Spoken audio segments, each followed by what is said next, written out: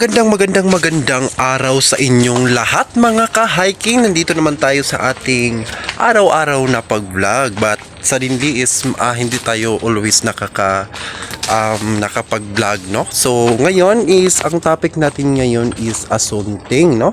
So ang asunting is marami pong mga benepisyo. Ano pong mga benepisyo sa isang asunting? So bago pa naman natin bigyan ng bago pa natin bigyan ng importansya ang ating mahalagang topic ngayon, no? So medyo nandito introduce ko muna, no? Nandito tayo sa ilalim ng kasagbutan, no? Nandito naman as usual naman ang ating vlog ngayon kasi nandito tayo sa tropical country, no? So marami talagang mga kahoy na hindi natin alam at malaki pa lang itong tulong sa atin. So isa na natin ang topic natin is ang asunting at saka insulin. So bago pa naman natin bigyan ng topic is magsha-shoutout muna tayo sa ating mga sponsor at ang ating mga viewers at ang ating mga tumutulong sa ating vlog, no? Tumutulong sa ating video na always nagwa-watch, always yan, no? At nagpa-play, no? At ang ating mga supporter na walang iba si Mr. Lee RTV, no? Palagi natin yan na nangunguna sa ating premiere, no? Si Mr. Lee RTV, shoutout kay Mr. Lee RTV, una nangunguna sa ating premiere. At ang ating magpa-play always, no? Na si Mr. Lee RTV sa ating mga review, no? Sa ating mga review videos. At nagko-comment din si Kapiso Vlog. Ayan, si Kapiso Vlog. At saka ang ating pinakamaganda at gwapa na supporter na always nagpa-play sa ating mga video, si Ate Bing Shay. Ayan, no? Maraming salamat kay Ate Bing Shay, always nagpa-play sa ating video, no? Ayan ang ating mga supporter at ang ating mga true friends. So ngayon is actually mamaya pa natin ipapakita yung pinakamahalaga. So bigyan muna natin ng masipang palakpak ng ating mga supporter at viewers. So as you can see, nandito tayo sa loob ng Solia. So nandito tayo sa ilalim ng kagubatan, no? So naghahanap tayo ng mga dagdag informasyon, no, tungkol sa ating pinaka maganda or mabisang mga halaman na importante at gamot na din, no, sa ating pangangatawan, no, lalo na sa mga herbal na epektibo, no, na gagamitin natin sa mga lalo na sa mga may sakit na hindi kayang mabigyan ng na sa doktor or walang gastos, no? Para wala tayong gastos, nandito lang tayo sa ating bukirin kung saan tayo makakita ng mga importansya or informasyon sa mga halaman, no? So yan po ay pinakamabisang importante sa ating pangangatawan, no? Para mabigyan natin ng mahalagang gamot ang ating pangangatawan, no? Dito lang tayo makikita sa ating paligid, no, na walang bayad, na hindi ka na magastos, hindi ka na ng pera para ito ay mabigyan ng lunas, no? Ayan. So nandito tayo, kumuha muna tayo ng sili. Ayan, no? So magguha tayo ng sili. Pre lang pong sili natin dito, no? Yeah, while nakalakad-lakad tayo, nakakita din tayo ng sili para may sili tayo, no? Ayan, maganda po itong sili, no, kapag may may utan or ano pa man, no? Ayan. So sili ang ating unang nakita. So ayan, no. So may sili na tayo, wala lang hinog. Okay. Okay, medyo wala nang init, so patuloy tayo sa paglalakad. So ayan, no, so maraming salamat, no, sa ating mga silent viewers, no. Ayan, so bago pa naman yung lolo at lolo ko, ibabahagi ko muna, no, kasi yung lolo at lola ko, kapag kami ay magkakasakit, magkakaubo or mga simpleng sakit lamang, is hindi muna kami magpapatingin sa doktor or sa clinic or sa pamangyang na pwedeng magamot, kasi po ay bago pa naman namin bago pa kami pumunta doon is muna kami ng herbal, no? Kaawa sa Diyos is natulungan at na nalunasan agad yung mga simpleng sakit sa aming mga pangatawan. So nawawala po talaga agad.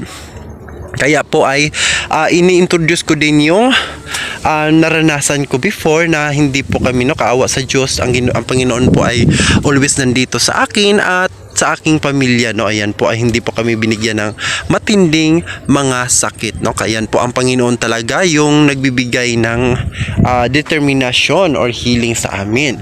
So kaya po ay i-share at ibabahagi ko sa inyo yung mga informasyon at legit na naranasan ko at na-proved in testing ko na po sa aking sarili. So ayan po, ito po yung tisa. So ayan, as you can see, tisa po ito. So ito po yung tisa. Ayan, dahon ng tisa. So ito po yung tisa. Tisa po ito ay may bunga po ito, Ayan, may bunga po yung tisa. Masarap po yung bunga sa tisa. So ano po ang mga benepisyo dito, sa tisa? Una, ang benepisyo sa tisa ay yung ubo na paulit-ulit, yung hindi nawawala yung ubo mo. So ito po yung tisa, mabisa po ito pang gamot ang tisa. Ayan, ubo. At saka yung may mga plima na wala kang ubo pero may plima ka, pwede mo itong pabukalan, or i-boiled mo sa tubig, after 13 seconds, magpa-boiled ka sa tubig na 13 seconds until na mag-change color na siya or something na lumago or lumabas na po yung color niya, kasi green po yung color nito. Yung tisa, pwede mo siyang inumin. At saka dalawa pong kasi nakadepende po ito, kapag ito ay normal lang na ubo or bago pa yung ubo mo, pwede mo siya itong kuna ng udlot at pwede mong ilagay sa tubig, na hindi mo pabukalan ng tubig, fresh na tubig lang. Pwede mo ilagay sa baso at kumuha ka lang dito ng 10 or 3, pwede 3 at pwede 7, pwede 10. Ang pinakamarami yung 10 na udlot. Pwede mong ilagay sa basong tubig at pwede mo yun ibabad at hanggat lumabas na ang kanyang timpla or yung flavor niya, pwede mo nang inumin kasi mapait-pait po yung lasa ng tisa, or ito po ay tisa or hindi pa tisa, atis pala, sorry. Yung atis, ito po yung atis, hindi po ito tisa, nagkakamali lang. Okay, yung atis ay ito po yung dahon ng atis. Okay, yan po ay pangunang lunas kapag ikaw ay may bagong ubo pa lamang at ito ay naramdaman mo na ito ay patuloy at ubo-ubo ka, pwede mo siyang inumin, Kung ikaw naman ay may hingal, pwede din ito, yung tisa. So ito po yung mga makukuha mo or mga benepisyo sa tisa. Maraming tulong po ito. Okay?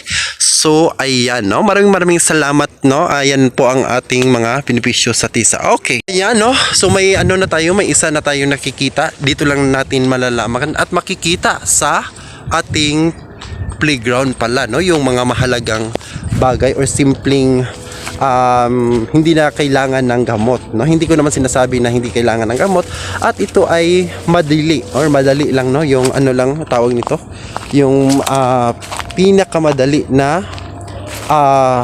gaaran na ikaw ay malayo sa butika. Ito ay unang first aid mo, na pwedeng makikita mo lang dito sa paligid mo, Yan po ang ating mga topic. Okay.